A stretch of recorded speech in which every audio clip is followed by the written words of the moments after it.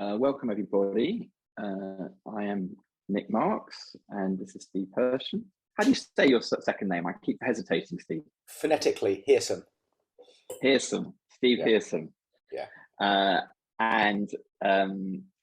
Yeah, that'd be great. Simon, it's great that you put in the chat, good morning, everyone. Why don't you say good morning to us and, or I don't suppose anyone's on different time zones actually this time of day.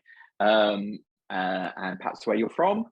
And we're going to talk today about how culture fix isn't a silver bullet, and there are some things you can do about it. So I don't know, Steve, you want to introduce yourself first quickly, and then I'll also talk. What I think would be great is if you can use the chat for comments, for chat, saying who you are. If you have questions, then please put them in the Q&A function. There's a colleague of mine on the line who, Emma and Megan, actually two of them, who will check the Q&A for questions. The format we're going to do is we're going to introduce ourselves, and then Steve's going to lay out a case, I'm going to respond, and then just put any questions in there, and we'll start flowing to an informal chat after that. So nice to see people checking in with the chat. I'm afraid if I reach towards my screen and touch it, it's because my laptop has failed this morning. And I'm on an iPad, which is actually really delightful, but I haven't quite worked out how to leave the Zoom function on, so it keeps on fading away from me. So I apologize if I keep on leaning towards the thing, but it's just to see how many people are in and whether there's anything in the chat. Steve, please do introduce yourself. Thanks, Nick. So the main technology failure on my end is me this morning. So you'll probably hear I've got a stinking cold. So today's session is brought to you by lemon and ginger and paracetamol. So if you can't hear me, please say, and I will endeavour to make myself clearer. And also, if I make no sense, as is sometimes the case when you've got a head cold, please tell me, because it will make total sense in my head, but it may be utter gibberish to you. So please do tell me. So I'll keep it short and sweet. I'm an organisational consultant and supervisor and coach. I spend most of my time working with two groups of people within organisations. Firstly, senior leaders, those who are wrestling with complex problems, which could range from strategy through to collaboration, through to innovation, but more typically, bluntly, their relationships with each other and their relationships with themselves. And the other group of people I spend lots of time with are those people who are being tasked by senior leaders to change and transform organisations. And those typically are internal change agents, org development people, org design, HR, those kinds of roles. Often those are the people who find themselves the nodes through which the crazy flows. And they are often the people who are on the end of lots of the hopes and fears and anxieties about, please give us an answer, give us a fix to this complex problem. So those are the two groups I spend most of my time with. And the last thing to say is the stuff I'm talking about today is the fruit of a couple of years of research and writing on the stuff that me and talking about today. Me and Nick are going to be discussing. And I'll pause there. And of course, Steve, you and me have a connection, which we found out, don't you? Is that you want to talk about Surrey? Yes. So I did my master's at Surrey in something called Change Agent Skills and Strategies, which sounds very highfalutin, but is exactly that. It's how on earth do you become an agent or facilitator of change at one-to-one group and organisation-wide levels? And it was known.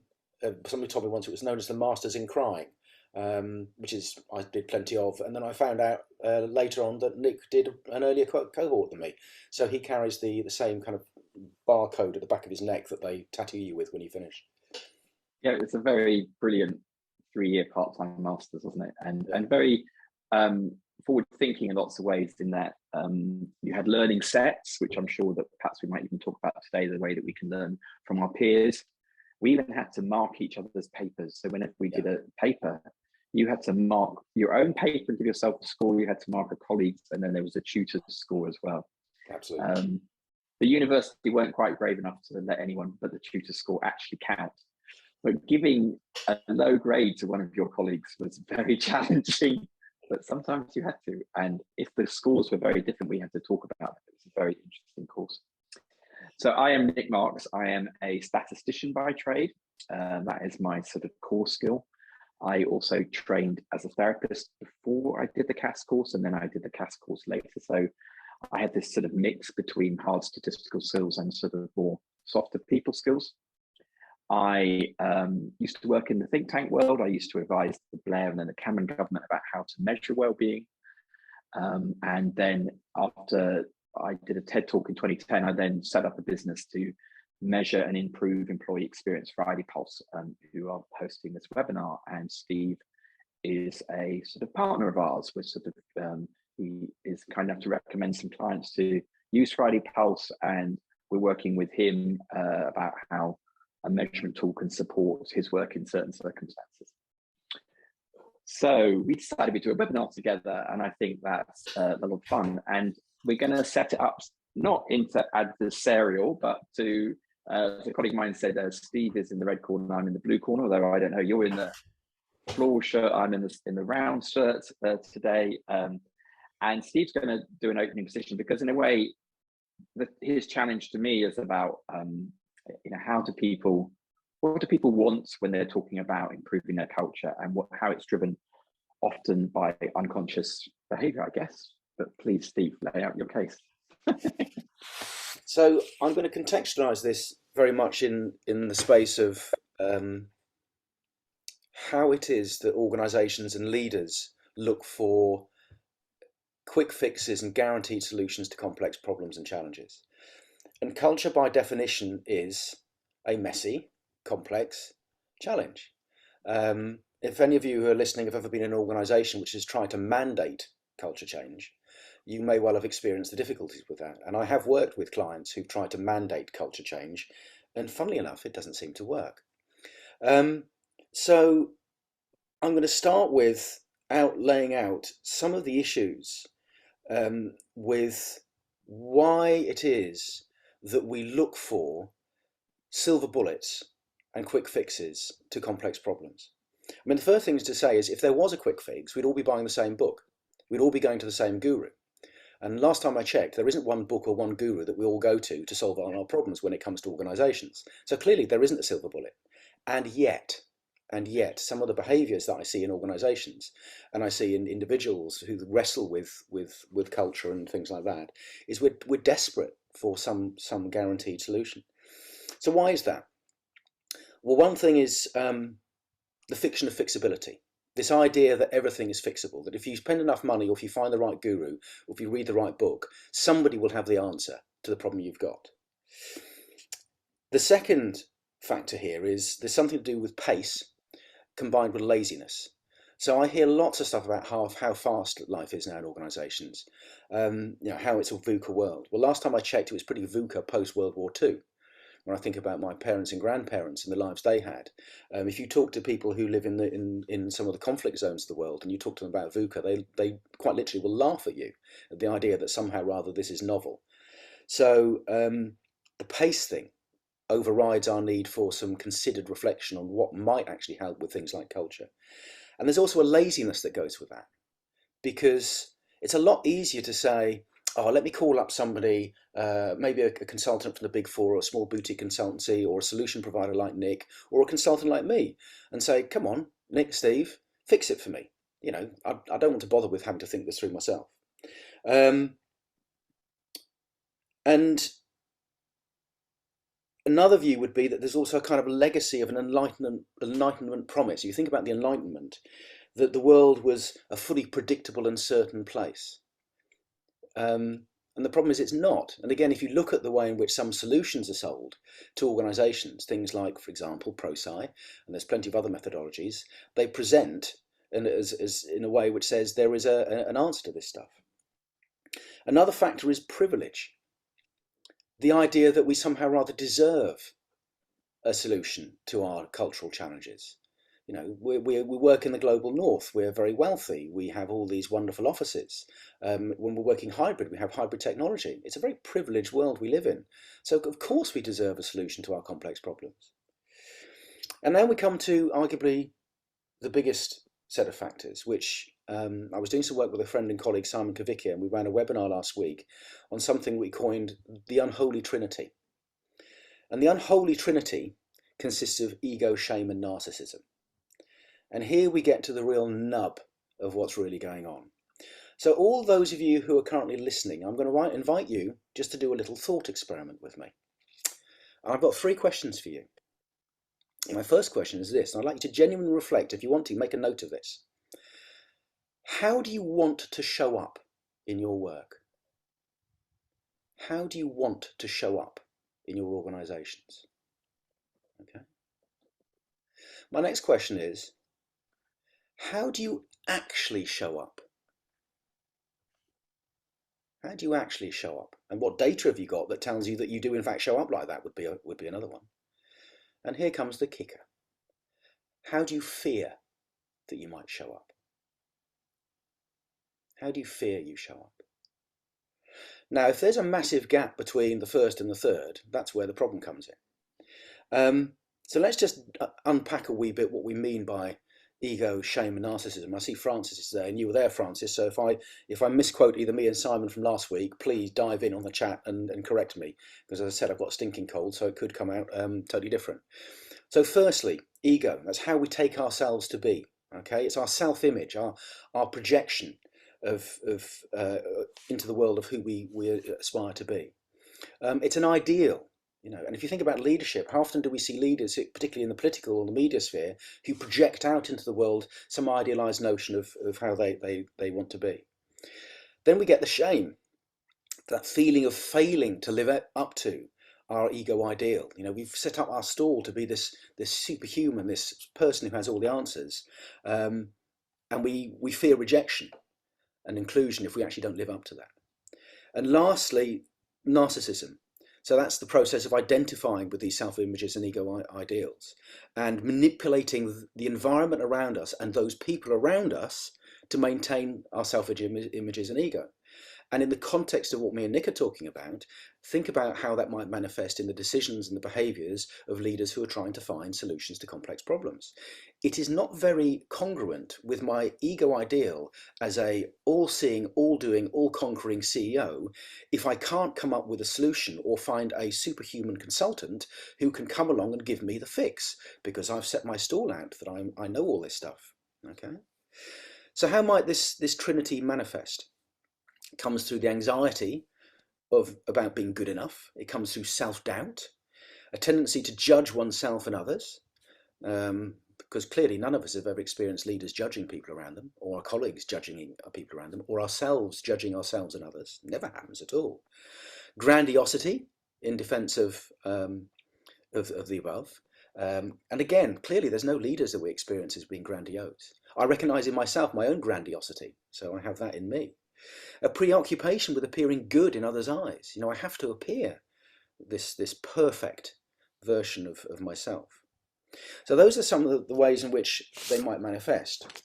And if I think about my work, and I think about the work, when I was talking to Simon in the last couple of weeks as we prepared for last week, how does this then manifest in the interactions and the relationships between people as they try and make sense of things like culture and trying to resolve some of the tensions? Well, it comes up in a preoccupation with status, of this, what I mentioned of the living up to self-images and ideals, of wrestling with the reality of not knowing. How okay is it for you to not know how to resolve your tensions and difficulties with culture? There's a denial of our humanity and indeed our fragility. And that's where you get this whole lonely man or lonely hero ideal that we still have. I'd argue that we're still overly wedded to heroic leadership. It comes up all the time still. You'd hope that by 2022 we'd be a little bit over that. And without making too big a point about it, it's really interesting to be doing this in the week of the death of our monarch. And there is a wee smidgen of heroic leadership stuff going on at the moment. The idealizing that our monarch was this saintly figure and everything she represented talks to our hope that there will be somebody who can rescue us. There's a terror of dependency, the fear that we are actually going to be dependent on somebody else who might actually mean that we can't do it on our own. And then from a consultant point of view, and this is where me and Nick then also are on at the end of this, is there's the intoxication of having the expert in the room. If Nick walks in with Friday Pulse, the intoxication as he talks of his wonderful CV and his background, his research base and his case stories, I can project onto Nick that if I have Friday Pulse in my organisation, it'll all be fine. Because clearly that's what happens when we buy in solutions. It always works. And as a consultant, there's also the collusion that goes on. There's a functional collusion, which is just that I know that clients want to project onto me a certain expertise. It shows up when somebody says to me, "Oh, Steve, you're a subject matter expert in OD." To which my response is, "Really? Well, I have all the answers?" No, really sorry, I don't. I've got some questions. I know some stuff. But there is also what's the word? An intoxicating hook in that. Oh, how lovely it is to have somebody stroke me and tell me how brilliant I am. But normally, that's when I know that there's a problem. And just to 2 minutes, yeah. thanks a lot, Nick. Just to spin through the last ones, we then get to this place where we then rely on control rather than being comfortable with uncertainty and the potential that might present in terms of resolving some of the tensions we have. The avoidance of anything that might actually rupture relationships, which is why the vast majority of organisations I work with say they collaborate well, but when you ask them whether they prize harmony over anything all else, they invariably say yes, because they can't do constructive conflict. And we also have the deeper shadows that actually lurk in this when we talk about culture. If you talk about culture, you have to talk about things like gender, race, sexuality, etc. They are lurking there. And the last point I'll make is that in order to resolve some of these issues, we need to have a deep reflective practice. The problem is organisations rarely talk about reflective practice, and when they do it, they tend not to actually be up for what it really entails, namely thurtling in our shadows. And even in the consulting profession, people like me, and I know this having not done it deeply enough earlier in my career, I challenge the idea that many consultants have a reflective practice. And my evidence for that is that there are only 3 places you can go to do a program in qualifying to be a consulting supervisor, and nowhere you can go to become certified as a consulting supervisor. Coaching supervisor, yes. Consulting supervisor, no. So what I'm painting here is a picture that is one of inherent mess, uncertainty, unknowns, human fragility, and an unwillingness to actually accept that the best we can offer any of us as we try and resolve these issues is a space for inquiry set against many different players and factors that are colluding with the idea that if we hang around long enough and search long enough, we'll find somebody who will fix whatever complex problem we have. And in this case, we'll bring it back to culture. The idea that there is a quick fix, a silver bullet for culture, is an absurdity. And that's me. Thank you, Steve. A challenge, and actually excellent. The need for reflective practice. So, as I said at the beginning, I had an early training in therapy, psychotherapy, and I didn't practice very long as a psychotherapist, but supervision was massively important to that process. And I often actually think that the therapeutic process has affected my whole way of doing statistics, in that I used to go and see this wonderful older wise woman who was actually called Nan. Her name was Naomi, but everyone called her Nan. So there was this probably projection immediately on the sort of figure. But she used to say to me, "Nick, really a therapist only does 3 things. They listen to their client, they reflect back what they've heard, and then they ask some challenging questions to help them do things." And I think of my statistics as doing that, which is that the statistics are, the word comes from state and the idea that you're looking at populations. So you're asking populations, you're listening to the population. When you do collect your statistics, you're gathering that data, you're reflecting it back in reports, and then as you write a report, you ask challenging questions. And that process is a cyclical process, a learning process, which I think we did a lot of stuff on our course about action learning and other ways, and Gestalt cycles and all sorts of things. And I think that Steve and I probably share, I think, when we think of the world very cyclically rather than linearly. We don't think about this process that you have a linear process where you do something, you plan, and suddenly there's a result. We think about it as a learning process. And I think that culture is a complex problem. In fact, I'm a fan of I guess you could call him an evolutionary psychologist, Robin Dunbar. As a statistician, I'm a fanboy because there's something called the Dunbar number. He's got a number named after him. How cool is that? The statistician, there's a number, it's 150.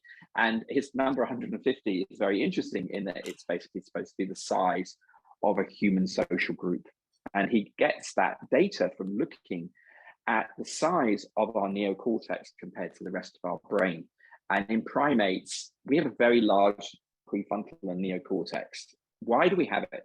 You know, it's actually, any of you women who've given birth have experienced the pain of having a large prefrontal neocortex, because our head size is far too big for our hip size. If your hip size, then it becomes a very difficult birth because of that. And the investment in evolution in this is it's because it's very, very functional. And what does this large neocortex do? It helps us navigate the complexity of relationships. Human relationships are the most complex thing in the universe. They're far more complex than quantum science and, and relativity. That's much easier to understand in human beings. I would hazard a guess that everybody here's most painful experience in life has been relational. Possibly a personal health issue, but then actually you normally start worrying about who you're leaving behind or what if you've got a real one. But it's like, actually it's about relationships. And why do we gather together and work together? Because we solve problems better together than alone. Many people working on a problem creates different ways of looking at it, and there is a whole synergy that emerges out of that. But it's difficult. Even our one-to-one relationships, where there's only two of us in a relationship, are complex. And actually, to be honest, we don't know ourselves as well. We surprise ourselves often. We are complex beings. So a culture in an organization is very, very complex. And leading a team is a very difficult thing to do. It's, people sort of think it's easy. It's not. There's lots and lots of relationships in there. Actually, the business side of leading a team is much more straightforward. Here's our targets, here we're doing this. Is more of a mechanical process. Managing the team is much more complex. And at the end of the day, I would say that organizations don't have one culture. They have many micro cultures. Teams have different cultures depending on the team leader, the team dynamic and everything. So there's a lot of complexity in there. And how do we approach complexity? So Steve says there's no silver bullets, and I wish I'd thought of this when we were writing the title, but I do think there's some golden rules that we can come up with. I think there are rules that we can start to define about that are going to help us stand with that complexity and deal with it. And there are lots of clues. There could be lots of ways of writing these rules. We can take lots of things. If any of you have ever been in education, there's an educational psychologist called John Hattie, who wrote a very good book called Visible Learning. And he talks about how he's talking about the education system as in school system, but he's saying that students do best when there's three things, which is when there's clear goals, when there is a deliberate repeated practice, and when there is good feedback. And so the clear goals in terms of culture are hard to define. I have my own way of doing that. And what I would say is that the sign of a good culture is when people are happy and productive, that actually they're productive because clearly it's business we're talking about here. There's no point people just sitting around and being happy. They're happy because basically they're enjoying their work, they know where they're going, they feel they're contributing, all sorts of things. So if you've got an unhappy, productive team, you're going to have a burnt out team. If you've got a happy, unproductive team, they're slacking. They're not really doing enough. If you've obviously got an unhappy, unproductive team, that's miserable. But what you really want to do is create a happy, productive team. And to me, that's the sign that there's a good culture. I think there's room for lots of different, if you like, personalities and cultures. You can go from a Ray Dalio, hedge fund where it's hyper rational and people challenge each other everywhere. For most of us, that would be too uncomfortable to be able to living in that environment. Very productive, but if you're, perhaps on a slight neuro spectrum towards some way, that might work. To ones which are much more inclusive and just different personalities. I think that's fine. That's all fine, but the need is still the same to create happy and productive teams. The deliberate practice, this is really what Steve, I think, is talking to, is that actually we need a reflective practice. We need something that helps that. Team leaders are so under-supported in people skills. Management training has, even whether the world's just staying at the same level of complexity, the amount invested in management training is going down at the moment. Only about 30% of managers receive any training on, no, in fact, it's 20%, receive any training on people skills. They just assume to have them. And actually, the specific things we need to understand about working with teams and how we do it and have the confidence to. So I think there's an awful lot of avoidance of dealing with people stuff because people don't feel, what do you talk about? Not shame, but you talked about something else. There's an avoidance that goes on there. So I think that, and then there's the feedback. If you've got a complex system, then probably the most important thing is to create feedback from that system so you know how it is evolving, how you navigate it. And this is where I think the statistics comes in that I think statistics can act as a feedback loop, that basically by gathering data regularly, you start to know what direction you're going into. This is my hope for Friday Pulse. This is my case for Friday Pulse. Not being a silver bullet, but being something that can help guide you. It's something that will help you find your own solution. So my opinion on this is that, and I'm a statistician, I think a lot about how you measure things. We offer a measurement tool on how happy teams are, not how productive they are. We offer it on how happy they are. And it's, at the end of the day, it's very, very simple. We ask people every week, how was your week? How happy were you? And that data gets fed straight back so that you know if something's going wrong quickly in your culture, whether that's at an organizational level or at a team level. And so I've done all sorts of very long questionnaires on people's happiness at work. My first questionnaire was 108 questions. Can you imagine how boring that was to fill it in? But I sort of thought in my naivety, I needed to understand the whole complexity of it. And what I began to learn was that even if I asked a lot of questions, I still had more questions, like why do you not feel this? Because they've ticked a box and it's 1 to 5 on something like, I can't think of a question right off the top of my head. I should be able to, it's things like, how well do you get along with your colleagues? And if they haven't, well, why don't you? So immediately you're into a why after it. So the best thing you can do, I think, is gather what I call the good bad signal. Is it going well for you or not? When I used to look at my data sets in great depth, you'd find this what's called a factor structure of data, which is basically how does the data hang together? And always at the center of every bit of data I looked at was 40–50% of the variance was explained by one factor, which is their work going well, is it not? I've done this even in theatres, by the way, where you ask people, they come out of theatre, have you enjoyed the play or not? There's lots of reasons people could enjoy a play. It could be that the topic was brilliant. It could be they love the singing and the dancing, or the hugely challenging thing. It could have been they just having a nice night out with their friends. Lots of reasons. But the first thing is that they enjoy themselves. And that is the most important factor. And you can gather that in one question. So I've become very interested in that because it's a very cheap as in financially cheap, but also cheap on burden on the respondent, because you don't want to overload people. As Steve says, people are busy, they're maybe lazy, yes, probably. There's a lot of things going on, but they don't want a big long answer. So ask very simple data and feed that back. So that's the feedback. Now, what you end up doing, I think, is recommending that the golden rules are that you gather feedback very regularly, but then you meet and reflect on it. And so the golden rules really become about the discipline, the deliberative practice of actually talking at a team level, because we experience work in our human scale teams of between 3 and 10 people, talking together about how it's going. You can take 10–15 minutes, maybe half an hour a week, and discuss how was last week. You don't need any statistical tools to do that. You can set that culture up in your team tomorrow. How was last week? What went well for you? What didn't? In engineering terms, that's friction and flow. Get rid of the friction, increase the flow. It's a heuristic, if you like, if you start wanting to, an algorithm or a solution is looking for a definite thing and plotting a way to it. A heuristic is, how do we approach this? How do we do this? And that's in the spirit of Nan used to recommend to me with therapy, is that you have the repeated practice of therapy where you meet once a week, you talk for an hour, the therapy hour, and you discuss how things are going in towards a solution. In a much simpler way, with teams, I think it's just about meeting about last week. The last thing I want to say, and I'm probably giving myself a 2-minute warning here, is that there's lots of data for this, by the way. I've just written a blog article put out later today on just looking at a very simple thing, which has got no teamwork in it at all, but it's the relationship between a call operator, someone that takes a call in BT, and the customer. and who sells more to the customer, okay? And they found out that operators that were generally happy that week sold more, sold 13% more. That's all great. Why? Why did they? Well, they looked at the types of calls they took. If there was just a simple ordering call, or someone ring up to an order, it made no difference whether the call operator was happy or not.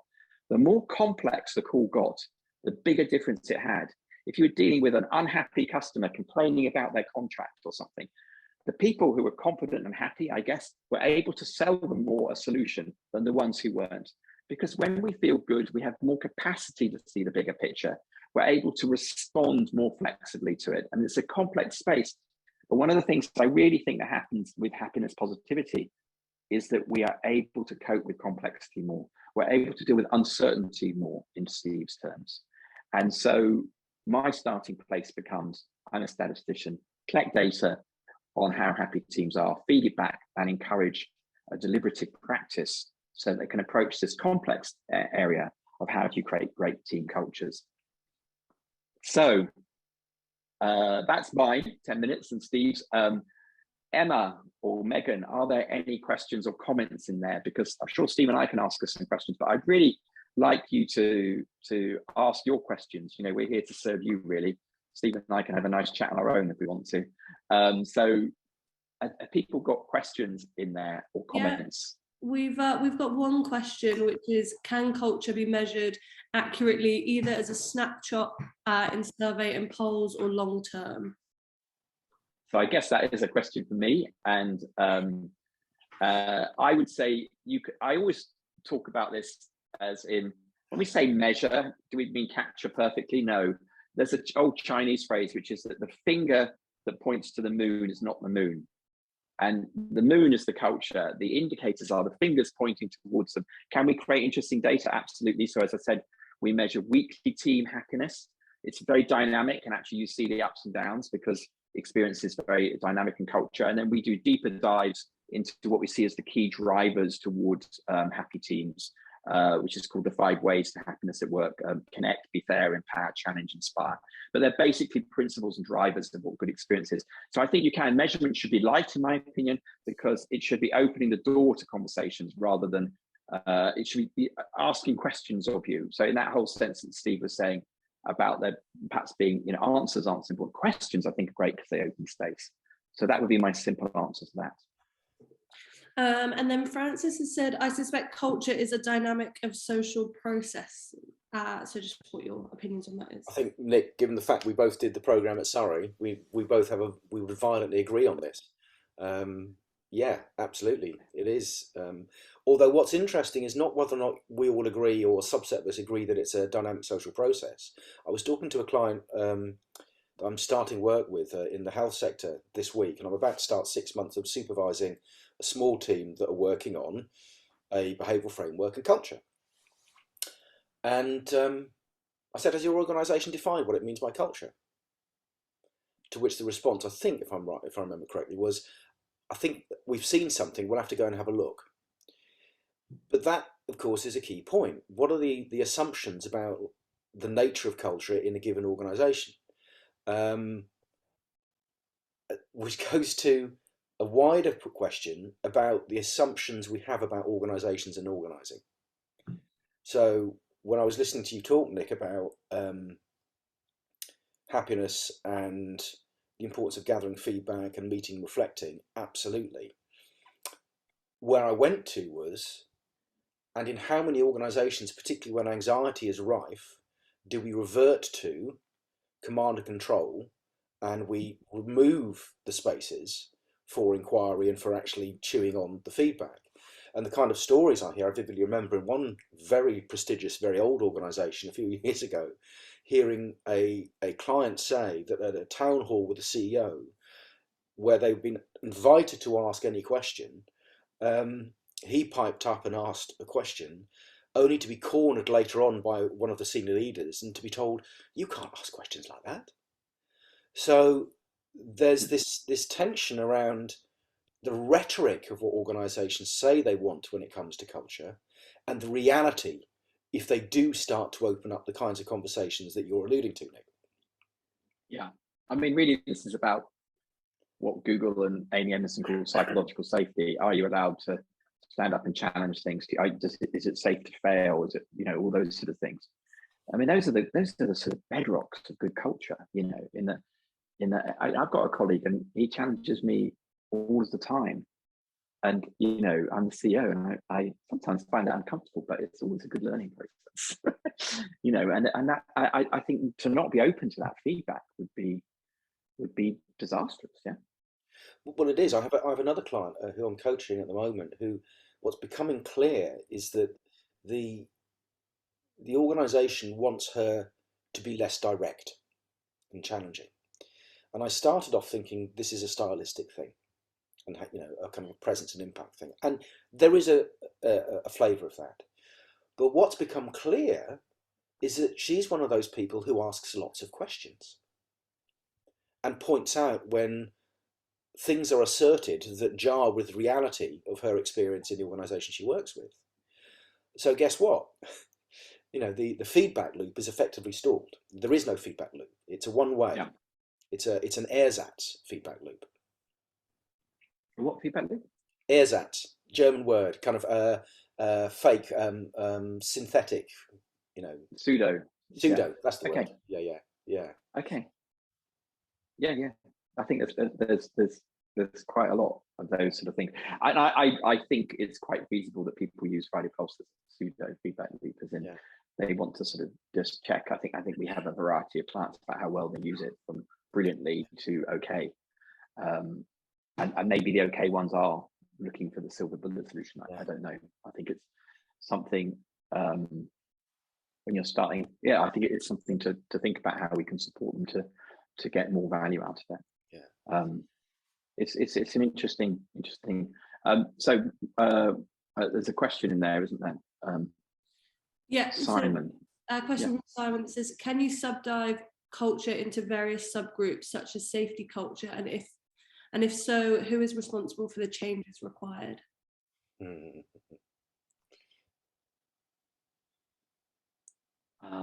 I'm not quite sure I understand the question, Simon. I mean, I think that our different. I see different what I call fingerprints of culture. So different things, So we certainly talk. So I guess the safety culture might be what you're just talking about, Steve. Is when people value harmony over harmony over constructive harmony over working through differences, basically. Yeah.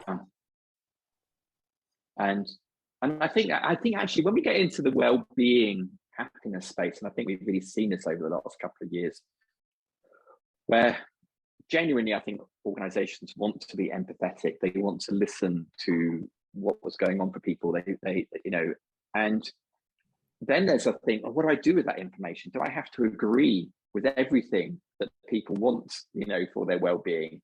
Or, how can we negotiate that? So actually there's a fear of actually asking too much people, because then there has to be a negotiation about what actually happens. I mean, so much easier to tell people what to do than to ask them and then negotiate.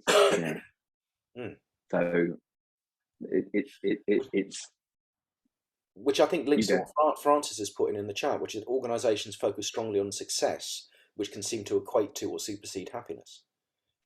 So, happiness is important up to what point? What point does happiness become a nice to have rather than a we must have? We might have different opinions on that, and I think also what is happiness, in the sense that I mean, actually, when the person said culture is a dynamic process, I think of happiness as a dynamic process. I think there's a sort of image of happiness that's going and lying on a beach, and it's sort of like a state you get to. I think of it as a very ebbing and flowing, always up and down. And actually, the way to build a happier team, and I think there is an optimal level of happiness. In fact, we have a scale of 1 to 5, right? And so when we repeat back our statistics, we create a 0 to 100 scale. So if you answered very unhappy, you get 0, very happy, you get 100. Actually, I think a good score for a team is 70 to 80. I think it would be crazy if they were 100 all the time. Well, because it'd be a bit culty. Yes, and also you think, and if I do a reflective practice on my life, the sort of biggest problems I've got into in life is overriding negative signals with my positivity. I'm quite a positive guy. I sort of smile a lot. I have enthusiasm. I go forward. And actually, I don't notice the signals and actually override them. And actually, you need to be aware of those. So actually, listening to when people have had a bad week is really vital, because that's how you'll learn, how things can go better. And so I think that it's a rare week that I would put very happy, because that has to be exceptional. And so there is an optimization level for certain. So what's you don't want to be in the negative. Yeah. What's interesting about Friday Pulse, and I'm not selling it on your behalf, Nick. So I'm making an observation of something. So in the client where it's been deployed. So one of the narratives that could come around something like Friday Pulse is it's all about happiness at the exclusion of all else. Let's all be well, right. But that's not actually what happens. So what's been really interesting is to see, on the one hand, this welling up an eruption of acknowledgements and thanks, lovely, because there needed to be some of that. But what's been really interesting is the issues that people, the few kind of problems that people have raised, and how that has been initially regarded. So the first response from my client was effectively they weren't going to publish them. And I said, why not? People have actually said, I've got questions or concerns about this. This is an opportunity for total transparency. There was nothing in it that was personal. It was all appropriate. And that's what I find is interesting, is that you're effectively offering your clients something which on the one hand says this is about creating cultures where people can be happy and fulfilled and productive, but you're not shying away from the shadow. You're actually giving people permission to go, I'm not happy about this. And then creating the challenge for an organisation, which is, what are you going to do about that? Yeah. And so where that gets me is what goes to is a question for you, which is, have you ever had a client really struggle with the messages that are coming from employees where they're saying, look, we're really not happy about this.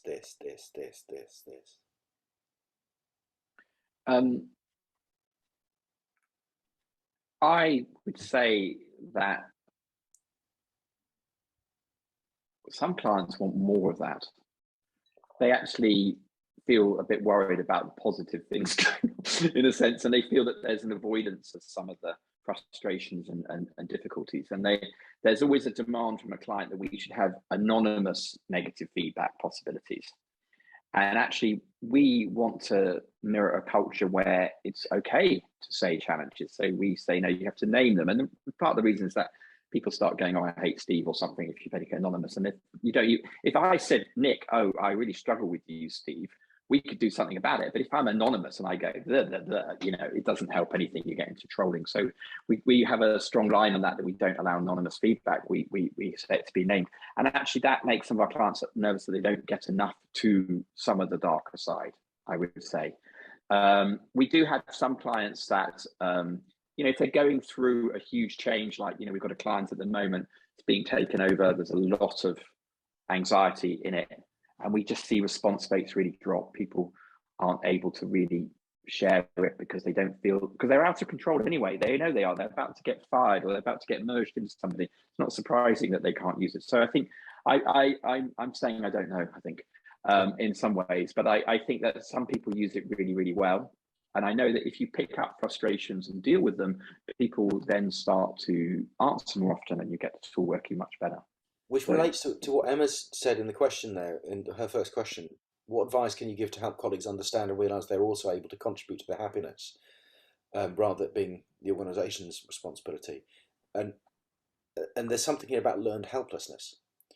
That, yes, are you in your culture work as a leadership team deciding to do this in a top-down way? So my question, I guess, for Emma would be, what's the conversation that might need to be scaffolded to help understand why it is people are not speaking?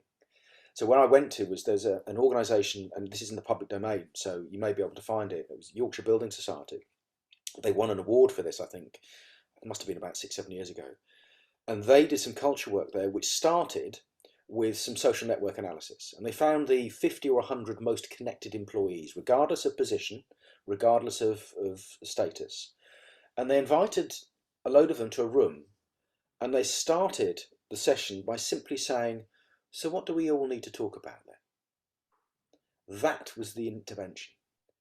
And Emma, so the question you posed there, that's why I get curious, is so what is the conversation that might be ripe or pregnant in that system that is waiting to come out, and what is it that's stopping people from actually being able to voice their needs? Which is, your second question there about introverted people, which is, it's a similar thing. I've worked with people in organisations who are introverts, who've really struggled by a senior leadership driven culture and expectation that everybody is extroverted and very raw and very up. And one guy I remember saying to me, if I put a balloon on somebody's desk saying congratulations, everybody will think it's absurd because they will know that is not me. So there's something here about, I'm going back to inquiry and working through differences. Absolutely. And the introvert extrovert one, I'm an extrovert. I think that's probably quite obvious. And I have to learn to shut up in team meetings, and I have to learn to listen. And the wonderful thing is, I think introverts often really hold the truth that extroverts can ride straight over and not notice. And so it became, part of my process of learning how to be a group facilitator on the Surrey course was learning to work with silence. It was learning to leave silence when you're working in a group, to not cover it up. I think this might be an anxiety thing for many people, is that we're anxious about silence. And actually, can we sit and hold a space? And I've been known to tease groups by saying, I'm not going to move on until I get a question, or I'm not going to, I'm quite happy to sit here, and then eventually someone starts to speak, particularly, when you're and then of course, if one person does, other people can do. But introverts often also, there's not only introverts, there's also pace of thinking, is that I'm a very quick thinker. I used to work in a team with a very brilliant psychologist, but you have to ask him the next day what he thought about yesterday's meeting, because it took him a while to form it in his brain, and then he'd come up with something brilliant the next day, whereas I would come up with 3 ideas straight away. They might not be good ones, but my brain works very quickly, and actually learning how people's differences, how they are. And if you want to get the best out of your team, responding to how those differences are. An anxious extrovert must be a right pain, actually, because they're going to fill spaces straight away. So I think it is about noticing, and of course those very differences, are very important in creating a functional team, because actually having differences makes for more creativity, more views on how we approach things. So it's very important. We've got another question in there from Neve. Hello, Neve. Nice to see you. If it's the same Neve, I think it is. What do you perceive as the key facets in supporting managers to move out of command and control mindset? In a nutshell, reflective practice would be my response, which is, how do you create the conditions and the permission to allow managers to understand themselves and their teams better, so that they are not as inhibited and constrained by their own fears and anxieties, their own shame, and are able to open different kinds of conversations to the ones that they may do at the moment. I can tell you what it isn't. It's not coaching cultures. The typical response to things like this is, we need to help our managers to become better coaches. No. The manager line report relationship by definition means the manager cannot be a coach, in my view. The power differential means it's not, there's no equality. So for me, it requires a different understanding about the nature of learning and development in organisations to the dominant discourse, would be my thinking. It's quite interesting. We're actually almost up at time, but okay, can you say if the manager isn't a coach? So I think of a coach as being facilitative rather than prescriptive. Well, okay, there's a difference between a coaching style, right? Yes. And facilitative, I absolutely agree.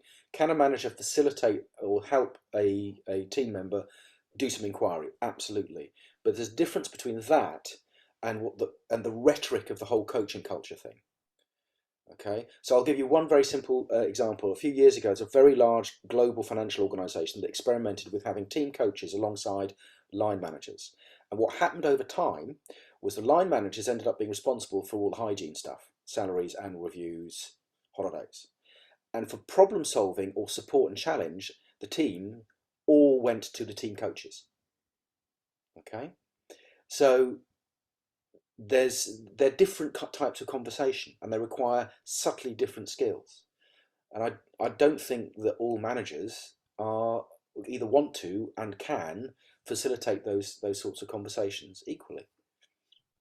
So in that example, did the coaches sort of sit across several teams and basically they supported the team coaches, or That they I just don't one know. coach? That I don't know. It was the size of the organisation. It's entirely possible they did. Yes. Yes, that would seem. I mean, I don't know if you know about Bertzolk, Yeah.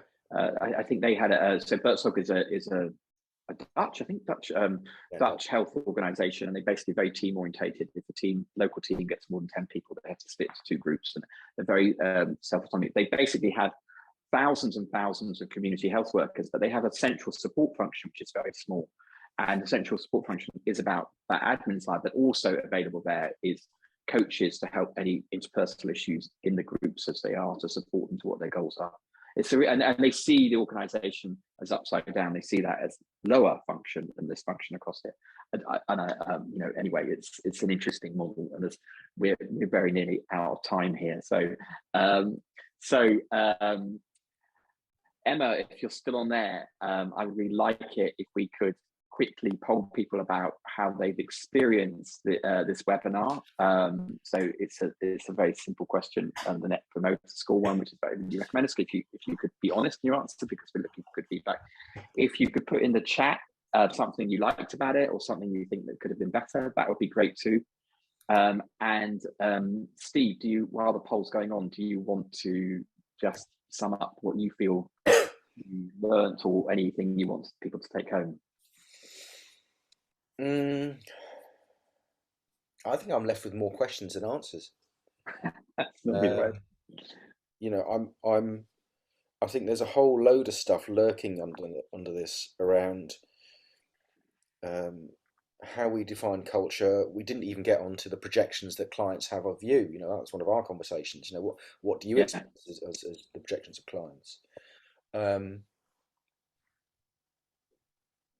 And also, I'm left with questions around, which I regularly have, about our assumptions about the nature of organising, which are predicated on market managerialism as being the sole way we organise, pretty much. So, and how does that then? Your sentences are so dense. There's so much in just that one sentence. Yeah. So I'll leave it there because there's more, but Yeah. I really enjoyed our conversation, and I said to people, actually, please ask questions, because I could just sit and talk to you for hours, I think. And I think there's more things for me to learn about how we approach that complexity. It's reminded me of an awful lot of things. And actually, one of the things I really try to do in Friday Pulse is create a simple methodology so that actually people can approach that complexity. I can see another question answer. I feel relaxed. It feels like an interactive. Can you do one each day, please? We'll need some more shirts, though, Nick. I've got a whole wardrobe up there of different coloured shirts, and in fact they need some rotation because I seem to be going to favourite ones. So you told me I should wear different shirts today, so I have them. Are there any more questions or comments, particularly in there, Emma or Megan, that we should be talking about? No more questions or anything that I can see. That's great. Well, Steve, thank you so much. Thank you for joining us today, or me joining you. I don't really know which way. Joined each other. Joined each other. Yeah. And thank you for all your questions and humouring two men to discuss these. I think they're very important topics, and I think I take away really actually a sort of affirmation that it's this reflective, deliberate practice which is really what is needed. And I think it, you know, that idea that what was it? It was you said pace and general laziness of people to avoid that. It's where, you know, it's where our learnings are. It's why I've liked the therapeutic practice. I've returned to it when I've had complex issues in my own life, you know, and I think that being a team leader, leading an organization is not easy. It's a complex thing. Yeah. And actually, I think it is the only solution, isn't it, really, Steve, is to reflect and learn and cyclically. I think it is. It's the only golden rules. I think so. You could measure happiness as well, to go on to help you. But, you know, actually the key thing about that is it kickstarts a deliberate practice. And actually that is the point of Friday Pulse, is to, you know, the numbers are the numbers, but the actual thing is the conversations. That's where things start to register and learn. And they are an invitation to do that. So thank you very much, everyone, for your time today and joining. Friday Pulse does regular webinars.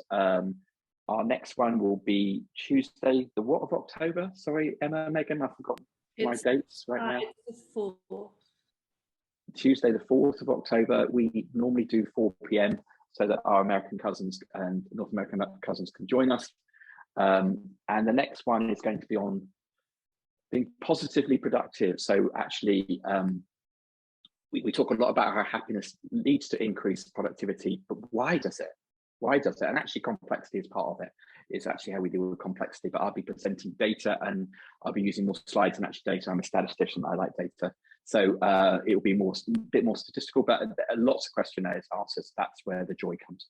So thank you very much, Steve, for today. And thank you, Megan, and Emma in the background as well.